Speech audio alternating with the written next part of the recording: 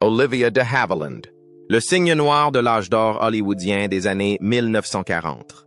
Elle était autrefois la muse du cinéma, la première femme assez courageuse pour intenter un procès à un grand studio et le gagner. Et elle a vécu jusqu'à l'âge de 104 ans, assez longtemps pour voir ses ennemis s'effacer les uns après les autres. Mais même à 104 ans, avant de fermer les yeux pour la dernière fois, elle s'est assurée que Hollywood soit témoin de son dernier triomphe, en nommant les 5 personnes qu'elle détestait le plus. L'une d'entre elles était sa propre sœur. L'une était un prince à l'écran, mais un cauchemar dans la vie réelle. L'une était une reine puissante, qui a toujours volé la vedette. L'une d'entre elles est le magnat qui a emprisonné sa liberté pendant 7 ans, et l'autre était un génie qui a utilisé sa douleur pour créer de l'art. Ce sont les coupures les plus profondes dans le parcours d'une légende. Et c'est peut-être la 3e personne qui lui a inspiré une haine sans fin. Olivia de Havilland est née en 1916 à Tokyo, dans une famille britannique aristocratique mais fracturée, et elle a transporté ce sang noble à Hollywood à l'âge de 19 ans, avec sa beauté délicate et royale et ses yeux qui parlent comme le printemps. Elle est rapidement associée à Errol Flynn, formant un duo d'or dans une série de films d'aventures romantiques. Les aventures de Robin des Bois, 1938, Captain Blood, 1935, le public est conquis. Le box-office explose. Mais derrière la caméra, Olivia détestait Flynn. Il était grossier, injurieux. Et selon Olivia plus tard, il m'a embrassé comme s'il essayait de se venger de quelque chose.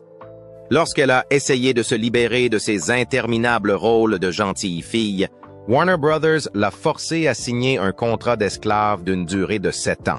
Si elle refuse des rôles, ils la punissent en lui imposant une suspension non rémunérée en guise de pénitence. Pas de rôle, pas de salaire, pas de carrière. Mais elle n'est pas restée silencieuse. Elle a intenté un procès à Warner Brothers et, en 1945, Olivia a gagné.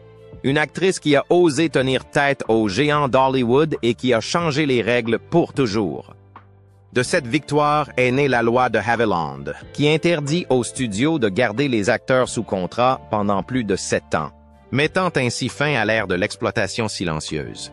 Après ce procès historique, la carrière d'Olivia connaît un nouvel essor. Elle a remporté 2 Oscars de la meilleure actrice. Chacun son métier. 1946, L'héritière. 1949. Et puis, La mère vérité. Le tout Hollywood est resté silencieux. Personne ne l'a félicitée. Elle est devenue une femme dangereuse. Personne ne voulait travailler avec elle, craignant qu'elle n'ose se relever. Olivia de Havilland est devenue un symbole de victoire et d'isolement à la fois. Dans les années 1960, Olivia quitte Hollywood. Elle s'installe à Paris, vivant recluse comme un fantôme de l'âge d'or. Pas de médias sociaux, pas de scandale, pas d'interview tape à l'œil. Ce n'est qu'en 2020, lorsqu'elle est décédée à l'âge de 54 ans, que les gens ont réalisé. Olivia était toujours en vie et avant de mourir. La tempête. Olivia de Havilland a encore fait trembler Hollywood dans l'admiration de son dernier triomphe, lorsqu'elle a publié un article énumérant les 5 acteurs qu'elle a méprisés jusqu'à son dernier souffle. Les prochaines parties vous laisseront pantois face à cette victoire dévastatrice. Vous n'avez pas entendu parler de la guerre psychologique qui a duré plus de 70 ans entre Olivia de Havilland et John Fontaine. C'était la rivalité fraternelle la plus froide, la plus venimeuse et la plus obsédante de l'histoire d'Hollywood, où les liens familiaux ont été écrasés par la célébrité, la gloire et la fierté. Elles ont grandi dans une famille froide et désunie, séparées de leurs parents, envoyées dans des pensionnats différents, et sont devenues dès lors des rivales silencieuses, tant sur le plan de la carrière que sur celui de l'affection familiale. En 1942, les 2 sœurs sont nominées pour le prix de la meilleure actrice aux Oscars. Le monde entier s'attendait à un triomphe familial. Mais en réalité, c'est Joanne qui l'a emporté. Olivia est perdue. Joan est montée sur scène, a accepté son prix avec des yeux fiers et a repoussé la tentative d'étreinte d'Olivia. Les médias l'ont surnommé le sourire silencieux du meurtre. À partir de ce jour, les sœurs ne se sont plus vues pendant plus de 40 ans. Pas de mariage, pas de remise de diplôme, pas d'interview commune. Joan a dit un jour, « J'ai dû supporter Olivia plus longtemps que quiconque sur Terre. » Et Olivia? Quand Joan est morte en 2013, elle n'a pas assisté aux funérailles. Pas de fleurs, pas un seul adieu. Nous avons cessé d'exister dans le monde de l'autre il y a longtemps. Olivia, interview de 2016. Était-elle sœur ou ennemie jurée? Hollywood les appelait autrefois les plus belles douleurs du tapis rouge, car leurs apparences élégantes masquaient des yeux pleins de poignards glacés. Si la sororité était un film, il s'agirait d'une tragédie pleine de larmes avec deux femmes principales qui n'ont jamais partagé le même cadre. Numéro 2. Errol Flynn, prince de l'écran, cauchemar des coulisses. À l'écran, ils formaient un couple parfait. Robin des Bois et Maid Marian, l'histoire d'amour la plus emblématique du Hollywood classique. Errol Flynn, l'acteur principal fringant, aux yeux pétillants et au sourire irrésistible. Olivia de Havilland, innocente, gracieuse, pleine de force tranquille. Mais seule l'une d'entre elles connaissait la vérité en coulisses, et elle l'a méprisée pour le reste de sa vie. Flynn était considéré comme l'un des plus grands symboles sexuels d'Hollywood. My poor Olivia, c'était un homme grossier et arrogant qui traitait ses covedettes comme des accessoires. Olivia se souvient de la scène du baiser romantique dans Captain Blood. J'ai dû la refaire 7 fois parce qu'il m'embrassait trop fort. Chaque baiser était comme une revanche. Et ce n'était pas un hasard. Flynn était souvent ivre, utilisait un langage grossier, était accusé d'abuser des femmes et profitait de sa célébrité pour contrôler le plateau. À l'époque, la presse a émis l'hypothèse d'une romance en dehors de l'écran. Mais la vérité, c'est que Flynn avait le béguin. Olivia l'a rejeté, et à partir de ce moment, Flynn a transformé chaque collaboration en un enfer silencieux. Je n'ai jamais voulu être sa muse. Je voulais juste survivre à chaque scène. Lorsque Flynn meurt d'une maladie cardiaque en 1959, à l'âge de 50 ans, Hollywood est en deuil. Mais Olivia est restée absolument silencieuse. Pas de condoléances, pas d'apparition à la cérémonie commémorative. Elle n'a plus jamais prononcé son nom. Certains journalistes lui ont demandé si elle regrettait sa relation avec Errol Flynn. C'est à quoi Olivia a répondu par la négative. « Je regrette de n'avoir jamais travaillé avec quelqu'un qui respectait vraiment les femmes sur le plateau. » Parfois, les plus belles histoires d'amour au cinéma sont faites par des gens qui se détestent dans la vraie vie. Errol Flynn, l'icône parfaite de l'écran, est restée une tâche qu'Olivia ne pardonnera jamais. Et le voleur de projecteurs silencieux. Ils ont joué ensemble dans le chef-d'œuvre Hush, Hush, Sweet Charlotte, et ont été salués comme le duo d'acteurs par excellence du cinéma américain. Mais pour Olivia, ce fut l'une des expériences les plus toxiques de toute sa carrière. Parce que Bette Davis ne se contentait pas de jouer, elle contrôlait. Bette Davis était un monstre de la comédie, puissante, expérimentée, tranchante comme une lame de rasoir. Elle ne partageait jamais la lumière des projecteurs. À l'écran, elle était brillante. Hors écran, elle modifiait secrètement les scénarios, changeait les répliques sans approbation et demandait même au réalisateur d'incliner la caméra en sa faveur.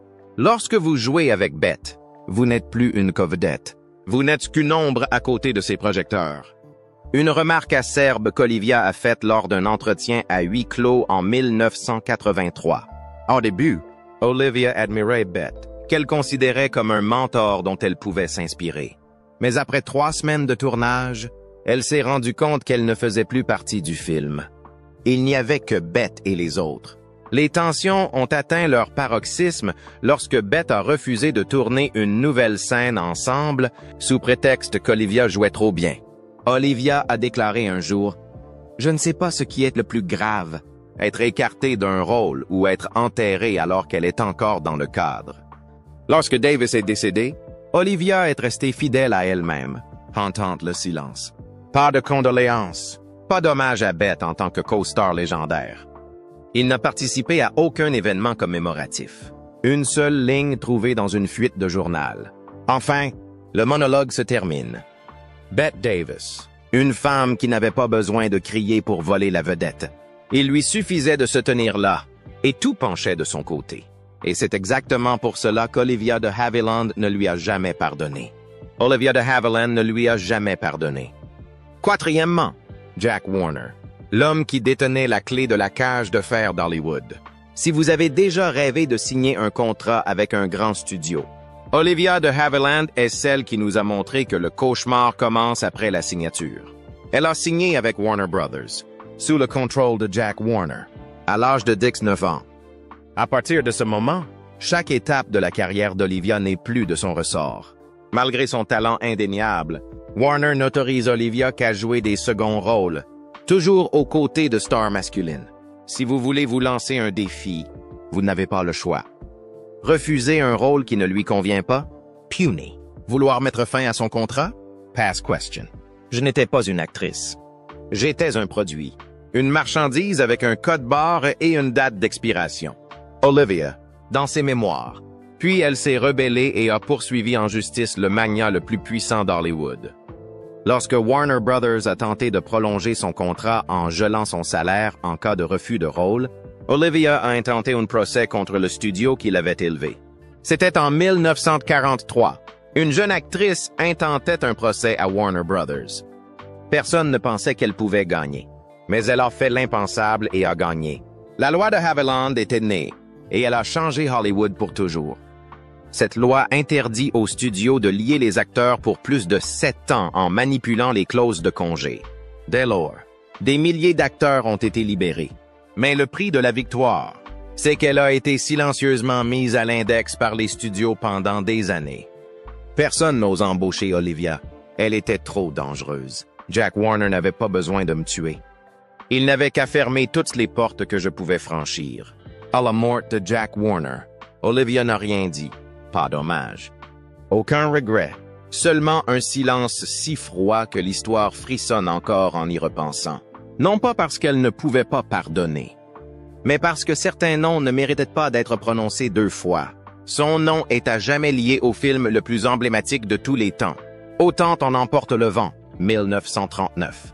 C'est lui qui a confié à Olivia le rôle de Melanie Hamilton, un rôle qui lui a valu une nomination aux Oscars et l'a immortalisé dans l'histoire du cinéma. Mais derrière le glamour, David O. Selznick ne se contentait pas de réaliser des films. Il dirigeait les gens. Selznick n'avait pas besoin de crier. Il manipulait par le silence et le regard. Il était tristement célèbre pour son obsession du moindre détail. Des costumes à l'éclairage en passant par l'expression faciale de chaque acteur. Mais avec Olivia, il ne dirigeait pas. Il menait des expériences psychologiques. Une fois, il l'a convoquée dans une pièce privée et lui a fait lire 3 pages de script, juste pour voir comment elle réagissait sous l'effet du stress. J'avais l'impression d'être un rat de laboratoire dans une expérience psychologique. La seule différence, c'est que les caméras tournaient. Olivia transforme la douleur réelle en performance et appelle cela de l'art. Selznick a un jour retardé de 3 semaines la scène cruciale d'Olivia, juste pour qu'elle puisse réellement ressentir l'épuisement de son personnage. Je n'avais pas besoin de jouer. Il fallait que je sois vraiment brisé. Olivia avouera plus tard que j'aimais Melanie, mais je détestais la façon dont on m'avait transformé en elle. Selznick n'a jamais crié. Il n'a jamais insulté Olivia. Mais il l'a vidée de ses émotions et l'a laissée dans une légère dépression après le tournage, ce qu'elle a caché pendant des décennies. Personne n'a vu le sang. Mais j'ai saigné de l'intérieur pendant toute une année après ce film. Et lorsque le monde entier a salué Selznick comme un génie du cinéma, Olivia s'est contentée de sourire d'un air froid et indéchiffrable. Aucune déclaration publique. Pas d'accusation directe. Mais lorsqu'elle a été interrogée sur lui plus tard dans sa vie, elle s'est contentée de dire « Je lui suis reconnaissante, mais je ne veux plus jamais revivre cela ». Olivia de Havilland ne s'est pas battue avec des scandales, mais avec un silence tranchant. Elle n'avait pas besoin de crier les noms de ses ennemis. Elle vivait juste assez longtemps pour voir chacun d'entre eux sombrer dans l'oubli. Les 5 noms qu'elle détestait le plus étaient les 5 cicatrices les plus profondes dans le parcours d'une icône. Une icône qui ne s'est jamais inclinée. Qui vous a le plus surpris dans cette liste? Laissez un commentaire. Et si vous pensez que c'est tout ce qu'Hollywood a caché, détrompez-vous. Nous n'en sommes qu'au début de la première couche.